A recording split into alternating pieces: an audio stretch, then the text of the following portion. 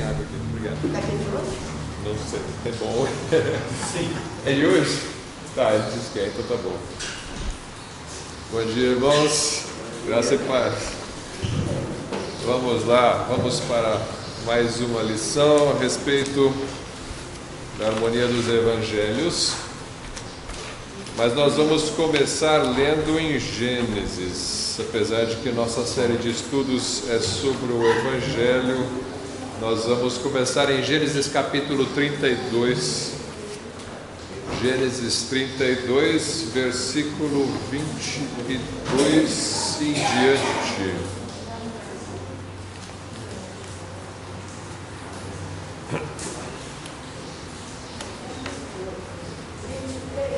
Gênesis 32, 22 em diante. Vamos orar antes de fazer a leitura. Senhor Deus, obrigado pelo dia que temos, pela chuva que cai, pelos irmãos presentes, pelo nosso culto, pela oportunidade de estudarmos Tua Palavra, Senhor. Obrigado pelo crescimento que nós temos, pelo alimento que vem na Bíblia, Senhor. Obrigado pelo Espírito Santo que nos instrui. Abençoa o nosso estudo, Senhor. Abençoe as outras classes, a classe das crianças. Que o Senhor possa instruir cada um que estiver presente hoje para a compreensão das Escrituras e aplicação na nossa vida. Deus, aumenta a nossa fé, eu peço, em nome de Jesus. Amém. Então vamos lá, Gênesis 32, 22. E levantou-se aquela mesma noite e tomou as suas duas mulheres e as suas duas servas e os seus 11 filhos e passou o val de Jaboque. E tomou-os e fê-los passar o ribeiro e fez passar tudo que tinha. Jacó, porém, ficou só. E lutou com ele um homem até que a alva subiu. E vendo este que não prevalecia contra ele, tocou a juntura de sua coxa e se deslocou a juntura da coxa de Jacó, lutando com ele. E disse: deixa-me ir, porque já a alva subiu. Porém ele disse: não te deixarei ir, se não me abençoares. E disse-lhe: qual é o teu nome? E ele disse: Jacó. Então disse: não se chamará mais o teu nome Jacó, mas Israel, pois como príncipe lutaste com Deus e com os homens e prevaleceste. E Jacó lhe perguntou e disse: dá-me, peço-te, a saber o teu nome.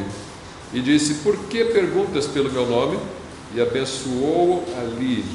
E chamou Jacó o nome daquele lugar Peniel, porque dizia: tenho visto a Deus face a face, e a minha alma foi salva.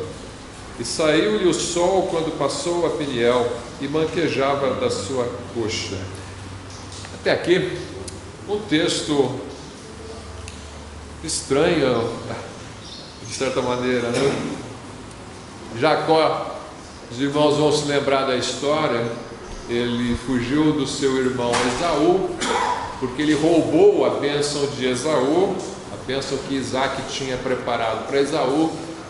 Jacó roubou, se disfarçando de Esaú e recebendo as palavras de bênção. Então Esaú faz um voto de que iria matar Jacó por causa disso, após a morte de seu pai. Então Jacó foge para as terras de Labão, onde ele se casa com duas mulheres, e aí ele tem a volta, depois de 14 anos pelo menos ali trabalhando, né?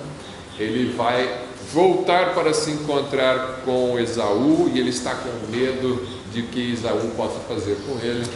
Então, e Jacó vem com um bando muito grande. Na verdade, ele divide os seus servos, os seus rebanhos em dois bandos, né?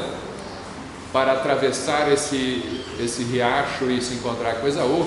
Ele põe o primeiro bando na frente, o segundo bando atrás. Ele pensa: se Esaú atacar o primeiro bando, eu fujo com o segundo e pelo menos salvo metade das minhas coisas. Mas ele está com muito medo, e ele tem essa luta com este homem, né? Aparece aqui um homem lutando com ele com espada, e luta a noite inteira. Versículo 24 diz só que era um homem, E ele pergunta o nome desse homem, e ele não fala o nome, e aí Jacó diz: eu vi Deus face a face. Então ele luta com Deus. Os rabinos costumam dizer que esse aqui é um anjo, não é Deus. Alguns rabinos, né, dizem que este é o anjo da guarda de Esaú, e Jacó estaria lutando com o anjo da guarda de Esaú, mas em momento algum no texto diz algo assim. O que diz no texto é que ele viu Deus face a face e a sua alma foi salva.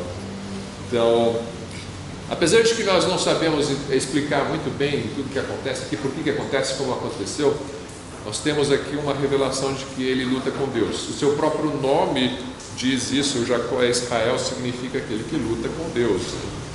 Então, Jacó teve uma experiência incrível. E é difícil explicar. Eu li muitos, a vida inteira lendo esse texto aqui, é sempre um texto misterioso. Eu li muitos comentários essa semana a respeito disso, e ninguém sabe dizer direito o que está acontecendo aqui. Por que acontece desse jeito, né? Por que ele está lutando com Deus, e por que Deus não consegue vencê-lo numa luta de espadas e tem que aplicar um golpe baixo para poder... ele cortou ele ali na juntura da coxa, e aí ele fica mancando, né? E por que tudo isso? E Jacó exige uma bênção: eu não vou deixar você sair sem me abençoar, né? O que está acontecendo aqui? Então, as pessoas tentam diversas explicações a respeito disso, mas meditando sobre esse texto e sobre a sequência do nosso estudo do Evangelho, e coincidiu ocorreu de ser o estudo dessa manhã justamente uma história de uma outra pessoa que lutou com Deus e prevaleceu. E eu acho que, da forma como o texto é colocado, são as duas pessoas que lutaram com Deus e prevaleceram na Bíblia. Eu não consegui pensar em um outro nome. Os irmãos já vão perceber qual é essa situação. Mateus capítulo 15, e aí sim o nosso estudo. Então essa aqui é uma introdução de alguém que lutou com Deus e prevaleceu, mesmo sem nós entendermos muito bem. Vamos ver se esta outra história nos ajuda a entender a história de Jacó. A história que está em Mateus capítulo 15, você vai ver uma outra pessoa lutando com Deus e prevalecendo. Claro que ninguém prevalece contra Deus, né? Deus é todo poderoso, mas quando Ele quer se deixar vencer, Ele se deixa para ensinar alguma coisa, né? E isso aconteceu aqui em Mateus capítulo 15, versículo, aí nós vamos de 21 em diante. Lembra que aqui passou a multiplicação dos pães, depois teve um embate com os fariseus a respeito da tradição deles de lavar a mão antes de comer ou não. Nós falamos sobre isso. E em seguida, depois desse embate com os fariseus, um debate que houve, na verdade, a respeito da tradição oral, né, e da lei de Deus, aí Jesus, versículo 21 de Mateus 15, partindo Jesus dali, foi para as partes de Tiro e de Sidom. E eis que uma mulher cananeia, que saíra daquelas cercanias, clamou dizendo: Senhor, filho de Davi, tem misericórdia de mim, que minha filha está miseravelmente endemoniada. Mas ele não lhe respondeu palavra.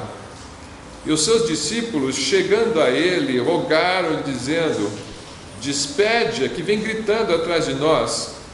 E ele, respondendo, disse: Eu não fui enviado senão as ovelhas perdidas da casa de Israel. Então chegou ela e adorou-o, dizendo: Senhor, socorre-me.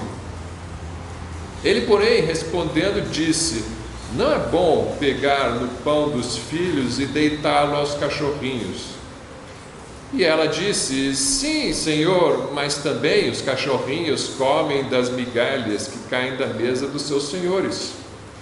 Então respondeu Jesus e disse: Ó mulher, grande é a tua fé, seja isso feito para contigo como tu desejas. e desde aquela hora a sua filha ficou sã. Perceberam alguma relação? É um embate, né? É um embate de uma mulher com Deus. Deus está falando uma coisa, a mulher fala o contrário, e ele tenta de um jeito, ela vai de outro, e ele dá uma lição teológica nela e ela vai e replica.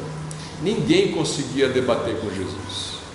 Os mestres, os escribas, os fariseus, os saduceus sempre tentavam pegá-lo numa palavra, e eles desciam todo o seu arsenal teológico em cima dele, e ele com uma, duas palavras ele silenciava todo mundo, e todo mundo ficava envergonhado e saía quieto.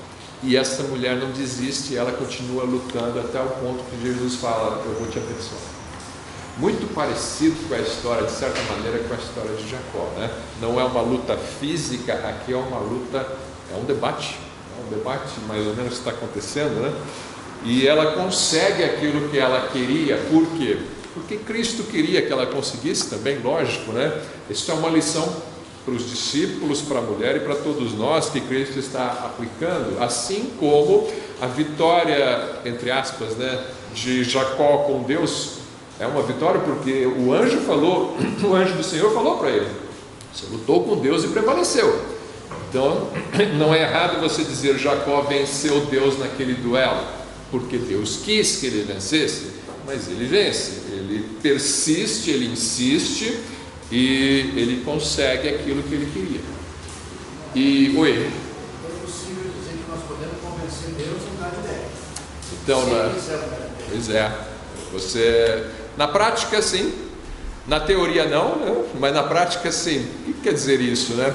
É a linguagem como Deus se comunica conosco, né? Ele se comunica na nossa linguagem. Às vezes ele quer ensinar alguma coisa para nós. Os teólogos costumam dizer: Deus não vai mudar de ideia, porque Deus já sabe todas as coisas. E é verdade, ele já sabe todas as coisas e ele não vai mudar de ideia. Mas na comunicação conosco ele faz isso, né? Ele faz, na Bíblia várias vezes, ele fala que vai fazer uma coisa, e aí por intercessão e insistência na intercessão, então ele fala: não, tudo bem, então eu vou fazer diferente. Por misericórdia, por amor, eu vou fazer diferente. Mas ele fez diferente porque alguém insistiu em intercessão, né? Então, de maneira nenhuma nós vamos com isso violar a onisciência de Deus, a onipotência de Deus, né? E a soberania de Deus. Isso aí sempre está permeando as Escrituras e prevalece, claro. Deus é o soberano. Ele não aprende nada novo, ele de fato não é que ele muda de ideia, mas a linguagem como ele se comunica conosco é esta, né? Para que nós aprendamos alguma coisa com isso, para que você aprenda a persistir na oração. Às vezes ele age assim, e aí nas Escrituras.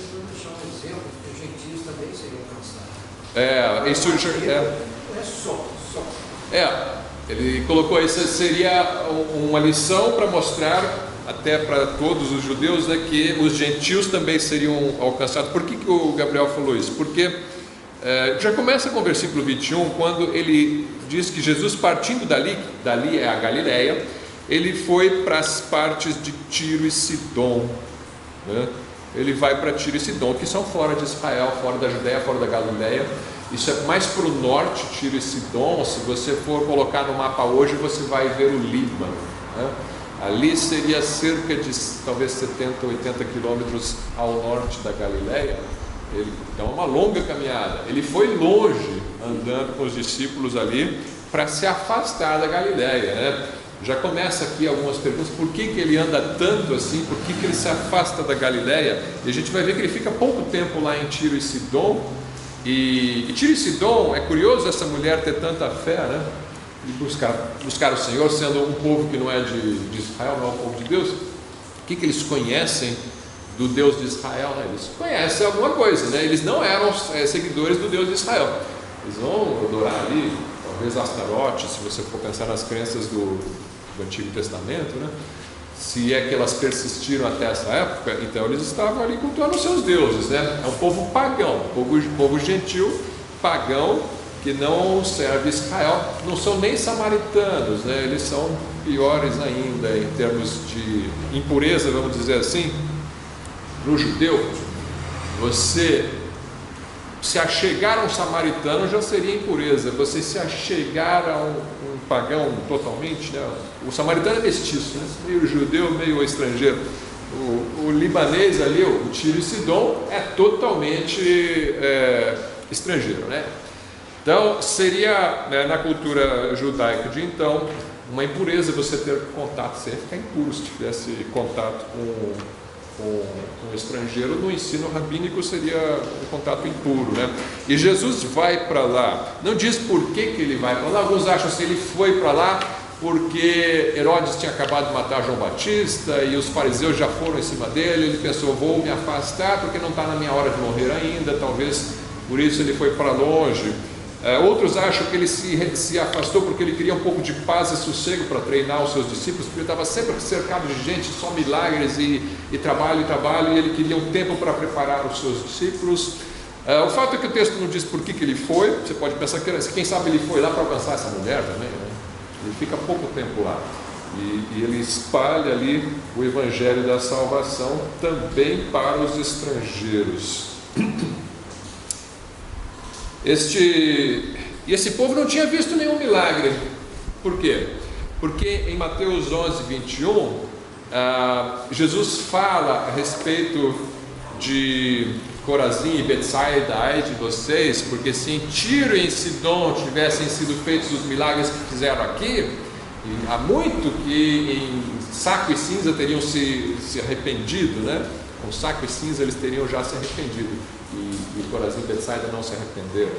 Então é sinal que eles não viram, Tiro e Sidom não viram milagres de Jesus, mas ela ouviu falar.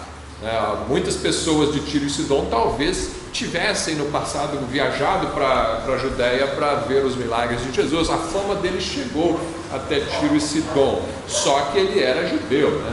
Isso para os estrangeiros também era algo problemático, né? Eles não querem o Deus de Israel, eles têm o Deus deles. Então, para essa mulher se achegar nele, é necessário um arrependimento. É necessário ela se converter da crença dos deuses dela, do povo dela, né, para a crença do Deus de Israel. E Jesus não deixa barato, ele provoca isso falando sobre Israel. Eu vim para Israel, não vim para vocês. Então existe aqui um conflito cultural e étnico muito forte que nós não compreendemos hoje em dia, porque nós no nosso país pelo menos não temos esse tipo de conflito tão forte, né?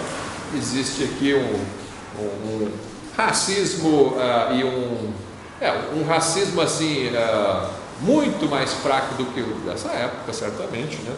Você pode ouvir aí piadas a respeito de outros povos, né? Piadas a respeito de outras raças, ou piada a respeito de argentino, ou de Paraguai, ou de português, né? Mas você não pense que isso se compara com aquilo que acontecia naquela época, né? Era um negócio religioso até, né? Um negócio forte, realmente, a separação que havia entre eles. Então, Marcos, se você for comparar esse texto de Mateus 15 com o mesmo relato que está em Marcos, ele fala um pouco sobre o porquê que Jesus foi, não diz exatamente, mas diz que ele queria ficar sozinho com os discípulos, né? Marcos 7, 24, só Mateus e Marcos que falam dessa história.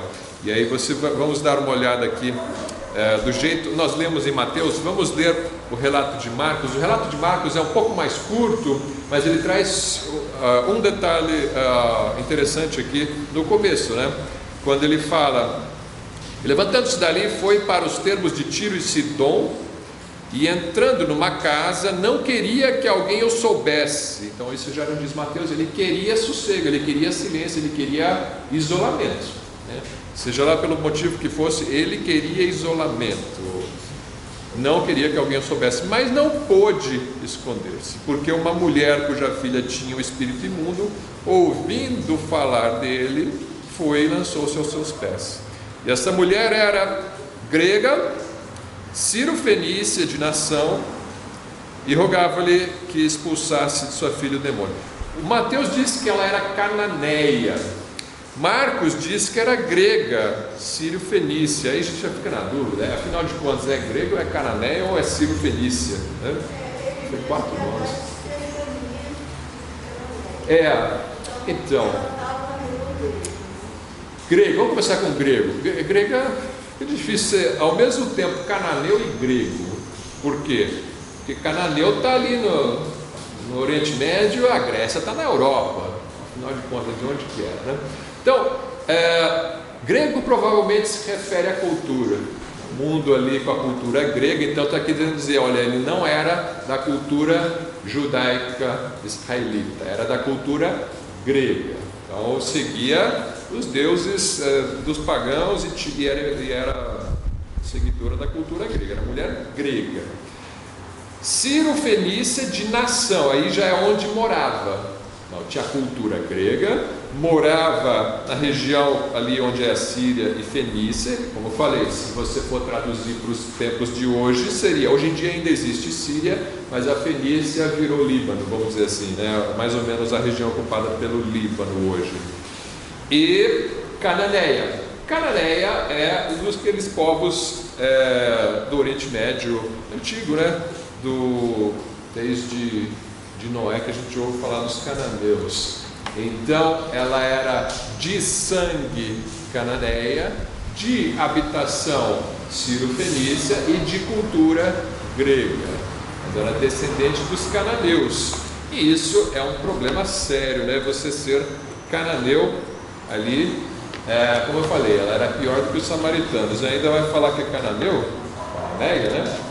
Isso aí é um caso sério, né? Porque os cananeus foram amaldiçoados por Noé, né? Por Deus via Noé.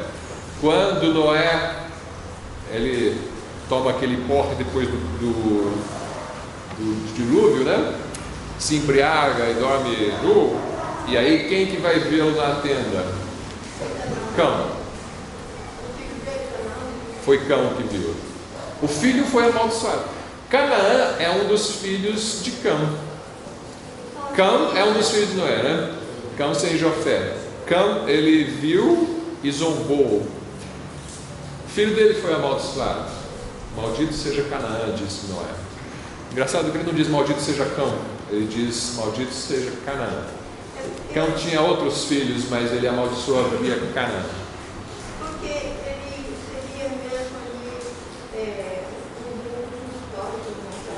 a razão de por que ele escolhe Canaã, eu não sei, mas na história isso se revela da seguinte maneira: Israel, quando posteriormente vai para o Egito, fica no Egito ali um tempo, quando Israel é liberto, ele volta para a terra que foi habitada por Canaã, pelos descendentes de Canaã. Então esses foram amaldiçoados, né? E eles vão ser reamaldiçoados por Moisés, né? Por Moisés. Deuteronômio 7, 1 e 2. Deuteronômio 7, 1 e 2. Quando o Senhor teu Deus te houver introduzido na terra a qual vais para possuir e tiver lançado fora muitas nações de diante de ti, os heteus, os girgazeus, os amorreus e os cananeus, e os perizeus, os heveus e os jebuseus, 7 nações mais numerosas e mais poderosas do que tu, e o Senhor teu Deus as tiver dado diante de ti para as ferir, totalmente as destruirás, não farás com elas aliança, nem terás piedade delas. Então, cananeus deveriam ter sido exterminados. Essa mulher só está aqui porque os judeus desobedeceram a Deus e não exterminaram todos os cananeus. Sobrou um restante e esta é uma descendente desses restantes. Cristo poderia facilmente ter amaldiçoado mais uma vez essa mulher. Não, você é cananeia, para você não. Você é raça maldita. Algumas pessoas têm, é natural, né? Você vê esses textos bíblicos que falam sobre extermínio de uma etnia. Isso aqui é uma coisa muito cruel, né? Isso aqui é um genocídio. Então, as pessoas olham esses genocídios na Bíblia, vou exterminar todos os cananeus. Mas e quem for bonzinho, quem não tiver culpa, né? Não era para discutir. E eu não vou entrar nessa discussão hoje, porque não era para discutir, eu também não vou discutir. O fato é, tinha uma ordem para exterminar. E era um povo amaldiçoado. Oi. Espera só um segundo aqui, depois já passa. Agora, há pouco tempo está acontecendo um acusamento, né? Estava acontecendo o extermínio entre os armênios. Sim, isso acontece ainda hoje, essas brigas acontecem frequentemente na África e alguns povos da Ásia e até da Europa Oriental. Essas brigas étnicas é onde se procura para exterminar. Canaã não era a terra prometida? Era terra, mas era habitada pelos cananeus, né? Por isso que se chama Canaã, porque era a terra dos descendentes de Canaã. Ela foi prometida por Deus para Israel, e para que Israel habitasse nessa terra era necessário exterminar os cananeus. E então essa era a ordem de Deus, goste ou não goste. Mas aí se fica perguntando, mas então existe maldição hereditária, né? Essas maldições elas caem em Cristo, elas desaparecem em Cristo, porque em Cristo não existe cananeu, não existe grego, não existe fenício, sírio, tírio, sidom, judeu ou brasileiro, todos somos igreja e um corpo de Cristo. E isso é chocante para o judeu na época perceber isso, né? Que agora não tem diferença, ninguém é especial no corpo de Cristo por causa do sangue. Existem nações, o plano de Deus para as nações, a gente sempre tem falado isso, né? Inclusive para Israel, mas na igreja, na salvação, não existe nem homem, nem mulher, nem livre, nem escravo, né? E isso é uma das coisas que Cristo está querendo ensinar aqui para os discípulos, né? Por meio dessa experiência com essa mulher. Se você continuar lendo Marcos, ele vai então rapidamente chegar ao final dessa descrição, mas o ponto que eu queria chamar a atenção era esse, né? Ele vai ali porque ele quer o silêncio, mas ele não consegue o silêncio, né? Porque não tem jeito, ele é o Cristo, né? Por onde ele passa, a fama chega e as pessoas querem o contato com ele, né? Mas enfim, esta aqui é uma mulher totalmente pagã, imunda, amaldiçoada, e o pior contato que você poderia ter, além de ser mulher, né? Além de ser mulher, naquela época ali, era a pior situação possível, é o pior dos oprimidos aí, usando o termo de hoje em dia, né? Era essa mulher aí. Oi. Isso aí, ela pode também falar com o plano de Deus, porque a fé vem pelo ouvido e falar com Deus. E isso não vem de vós, é pelo Deus. Sim. Então essa fé foi colocada, não é ela, que é a ele sai sozinho e saiu. Pois é, isso aí são os caminhos do Senhor, né? Pode parecer que, vamos dizer assim, que Cristo tinha o plano de ficar sossegado e o plano fracassou porque alguém ainda foi incomodá-lo, como se ele não soubesse, né? E essa mulher era melhor do que as outras cananeias porque ela desenvolveu a fé. Cristo, o Pai trouxe essa mulher até o Filho. Nós vimos isso em João 6, né? Que ninguém vem ao Pai, ninguém vem a Cristo se o Pai não o conduzir. Essa mulher foi conduzida pelo Pai. Isso não é um acidente, né? Isso aqui é a providência de Deus, que Cristo estivesse ali no momento certo para essa mulher, quando ela tinha uma filha endemoniada e desesperada, precisava de uma solução.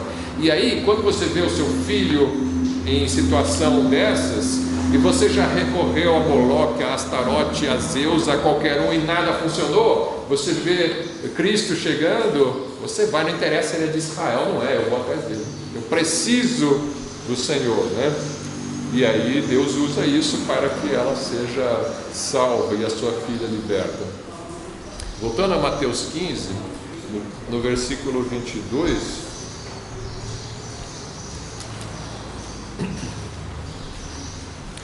Mateus 15, 22, e eis que uma mulher cananeia que saíra daquelas cercanias clamou dizendo: Senhor, filho de Davi, tem misericórdia de mim.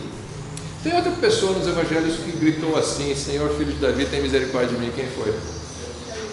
Como? O cego Bartimeu, né? E ele também era inoportuno, né? Eles queriam que ficasse quieto, né? E o Bartimeu lá gritando: Senhor, filho de Davi, tem compaixão de mim, né? Todo mundo mandando ele ficar quieto e ele clamando, e Cristo ignorando, né? E ele vai lá e insiste.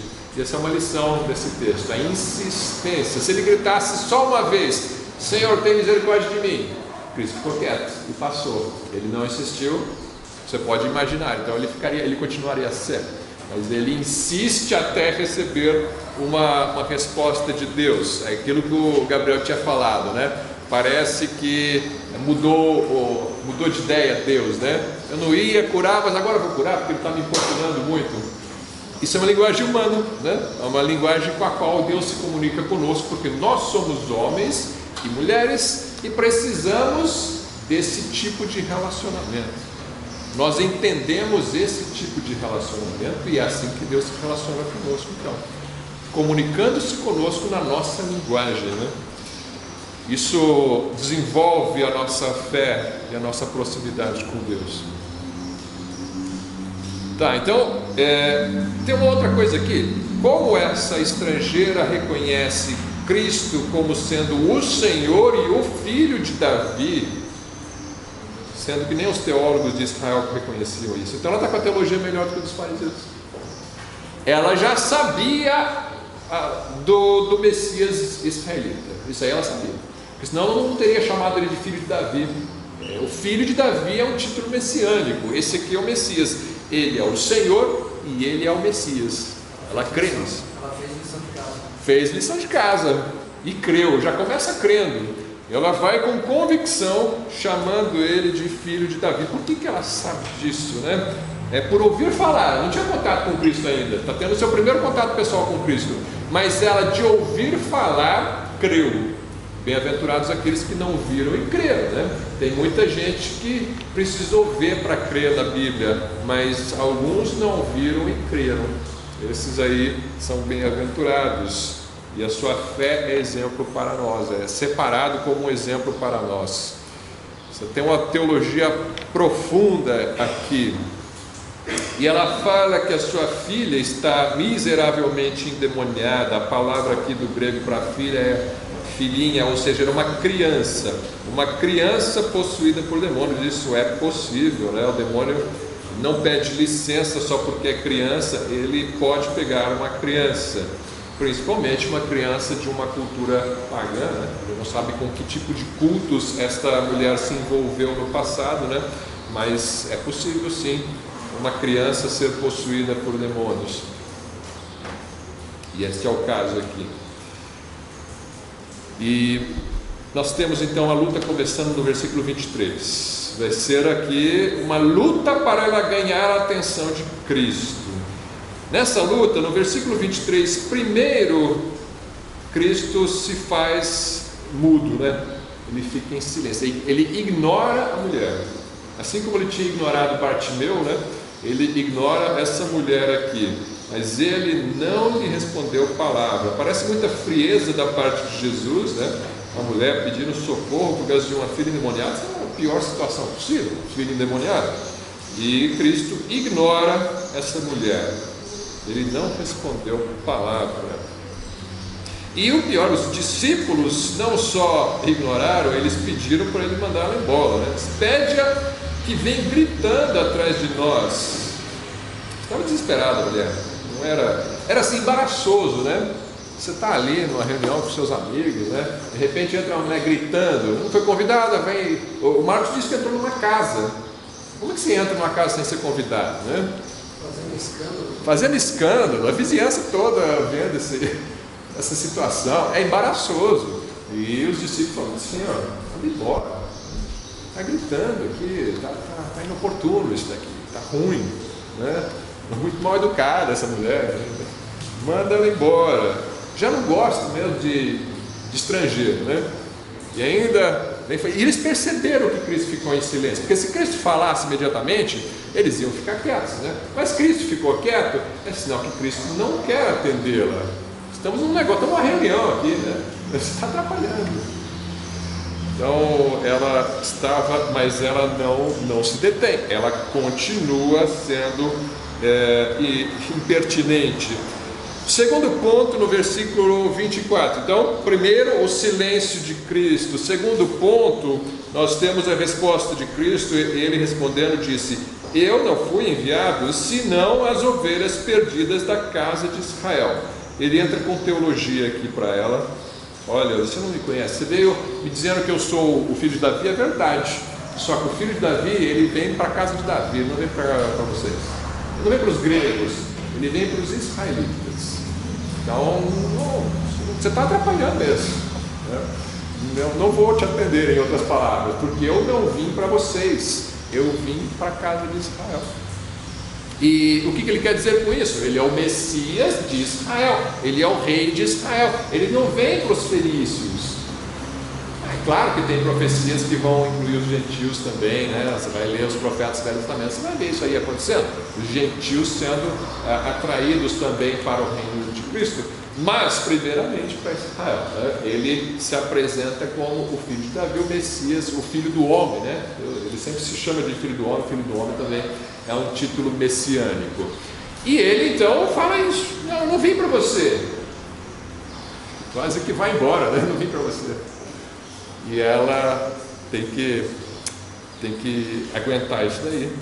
Ele entrou com teologia para cima dela. E o que ela vai fazer, né? Vai discutir teologia com Deus? Versículo 25: então chegou ela e adorou-o. Ele dá uma dessas para cima dela, um estrangeiro, um israelita falando isso assim com você. E ela, em vez de responder com grosseria, ela o adora, e dizendo: Senhor, socorre! Daí não tem argumentação, socorro! Ela só grita isso. E ele não quer papo, eu quero socorro.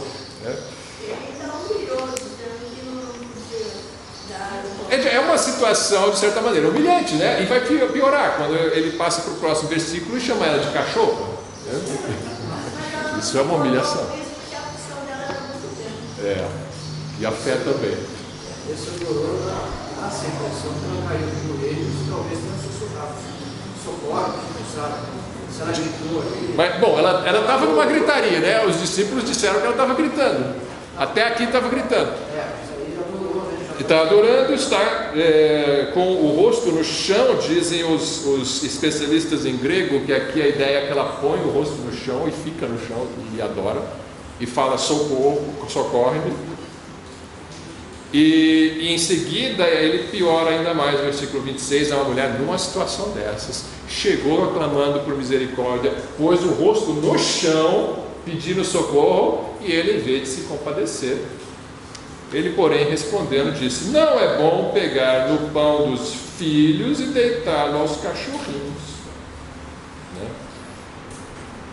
Essa é duro de ouvir, né? Que dureza.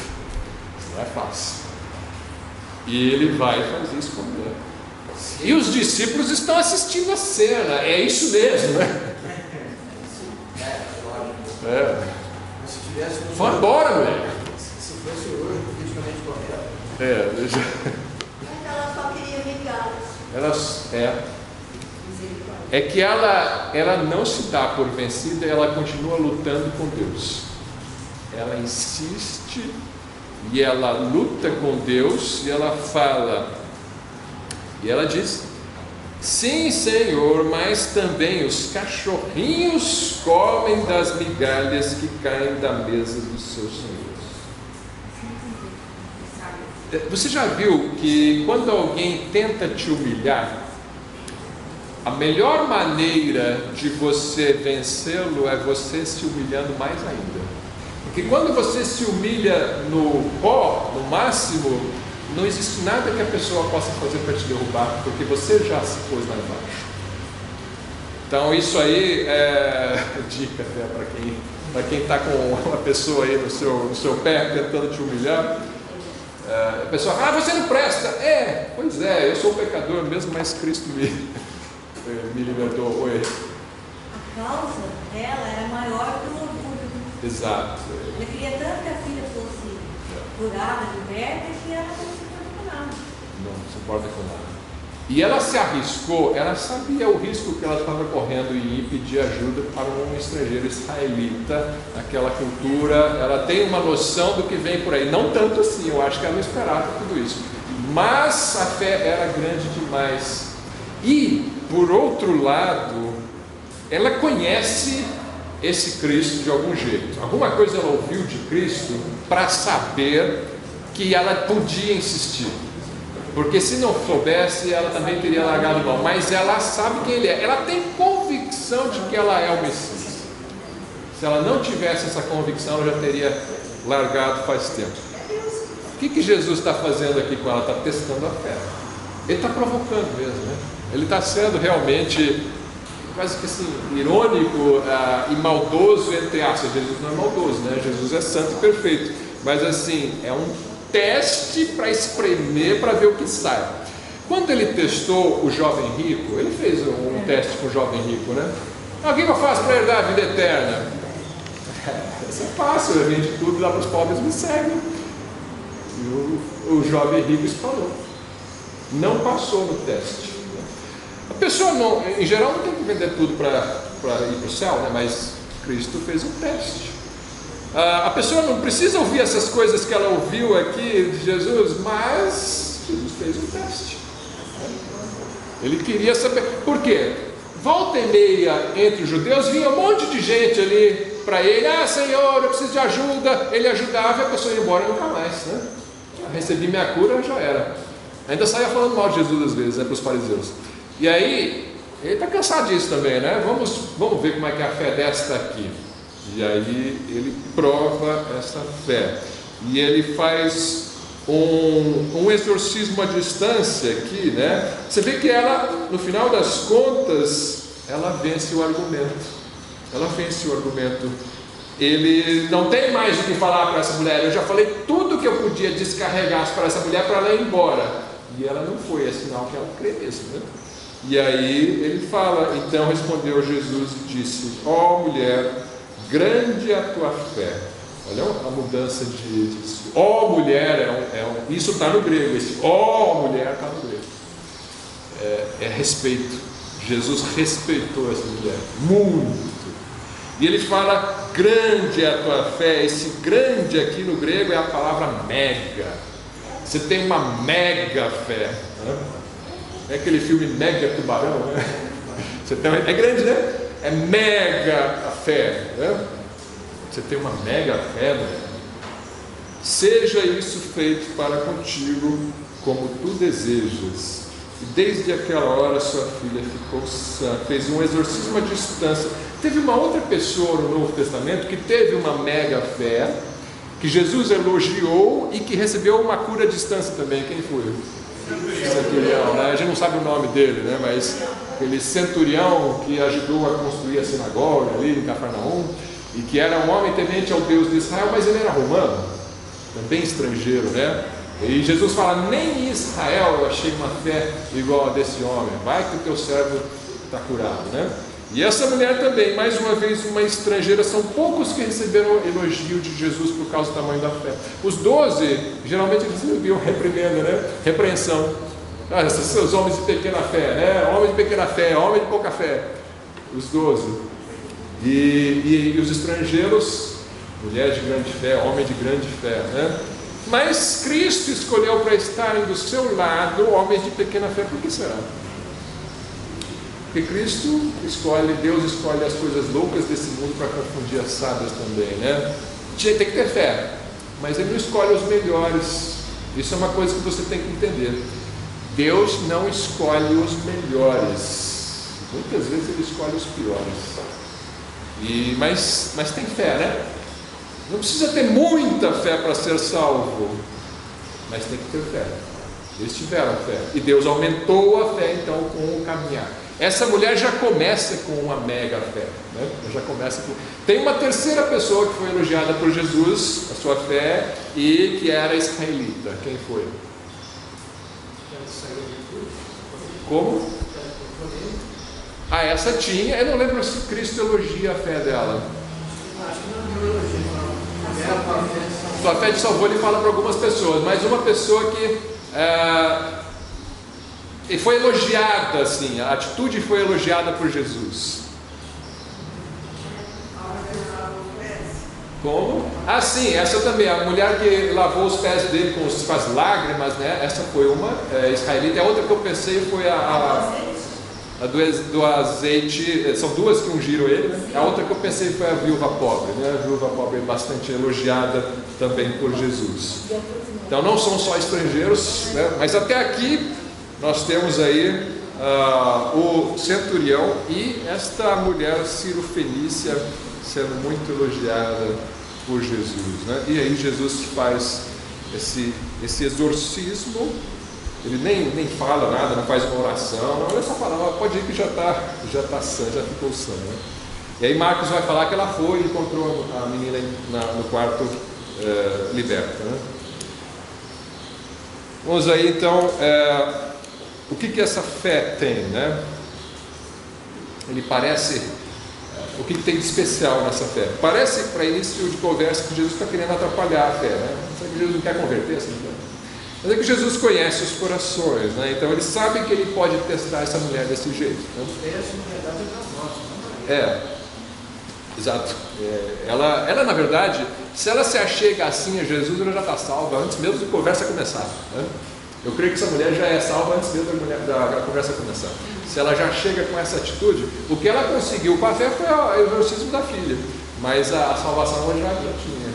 Eu vejo nessa história também um grande amor, que demonstra também o que vai acontecer com Jesus, o que Jesus faz por nós, né? Porque ele se coloca numa situação também de muita humilhação na cruz para cumprir o plano de salvação. Sim. E essa mulher, com um grande amor também pela filha dela, se coloca também Em situação de humilhação. E isso é uma característica que a gente encontra nas grandes situações de fé da Bíblia. Uma pessoa que... Uma grande fé não é uma fé que declara grandes coisas. Vai começar. Eu declaro uma grande coisa porque eu tenho grande fé. Qual que é o tamanho do seu Deus? Coloca aí o tamanho do seu pedido, que é o tamanho do seu Deus, e você declara com muita grande fé e vai acontecer. Não é isso que a gente vê na Bíblia. Uma grande fé, se você pegar o exemplo dessa mulher, é uma fé de arrependimento, para começar, porque ela larga a sua cultura grega e vai para o Deus de Israel. É uma fé de humildade, de humilhação, porque ela vai e ela ouve tudo o que Cristo tem e ela só pede misericórdia, né? Versículo 22, Senhor, filho de Davi, tem misericórdia de mim. Não é que ela merece, ela não busca o que ela merece, ela busca misericórdia, não confia em si mesma, né? Então ela se humilha, ela tem então o arrependimento, ela tem a humildade, ela clama por socorro, então ela não tem autoconfiança, eu não consigo salvar minha filha, eu preciso do Senhor, é preciso esse sentimento, esse reconhecimento, e ela é persistente, né? Ela é persistente. Se você pegar ali aquela parábola do juiz iníquo, Lucas 18, tem uma viúva lá que precisa de uma causa, e tem um juiz iníquo lá que ele não quer atender a viúva, mas a viúva fica insistindo, e o juiz fala, ainda que eu sou iníquo e que eu não quero satisfazer essa mulher, mas como ela fica me importunando, então eu vou resolver a causa dela, né? E aquilo ali é uma lição de Cristo para nós sermos persistentes na oração. A fé grande é uma fé que persiste. Não adianta você ter grandes manifestações de fé no começo da vida cristã e depois você apostata da fé. Isso não é uma fé, não é a fé verdadeira. Nós temos um movimento muito já parecido. Ela falou que o marido dela fez 50 anos pela conversão, ele era espírito. Ela criou 2 filhos dentro do evangelho, 2 se converteram. E ele já foi 2 anos antes do nascimento dele, eles converteram. E ela nunca desistiu dele, orava por ele. Alguém vai dizer assim, bastava orar uma vez, Deus já ouviu, mas não é assim na Bíblia. Na Bíblia é persistência na oração. E outra, ela é direcionada para a verdade. Não adianta você ser persistente e orar para Santo Antônio, não vai ajudar. Você tem que estar direcionada para a verdade. É uma fé verdadeira apontada para o Messias, o Cristo. O que essa história pode nos ensinar a respeito da luta de Jacó com Deus no Val de Jaboque?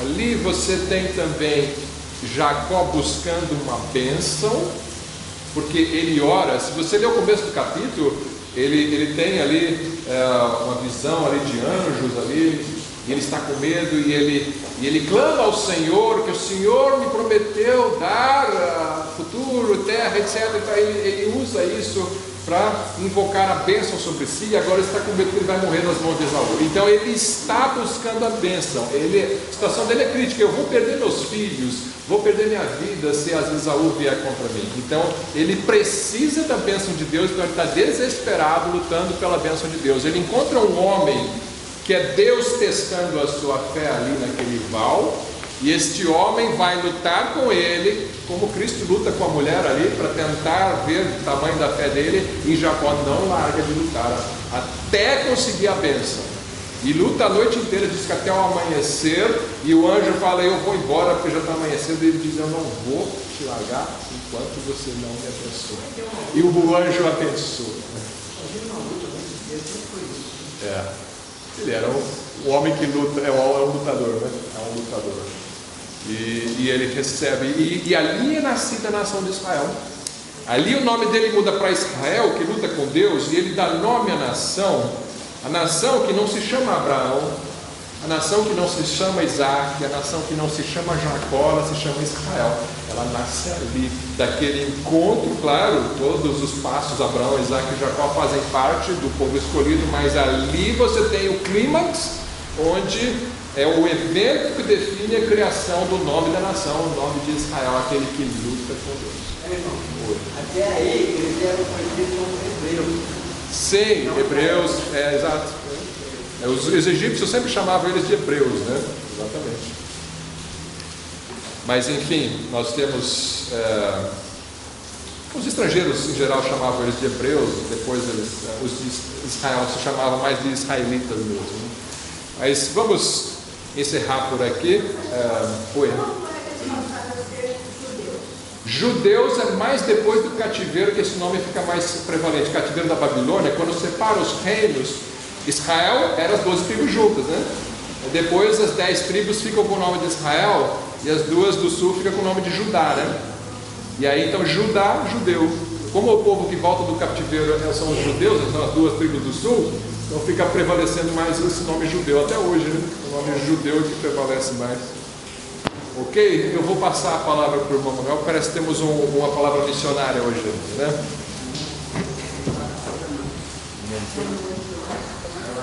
Então o pastor Silas me disse que tinha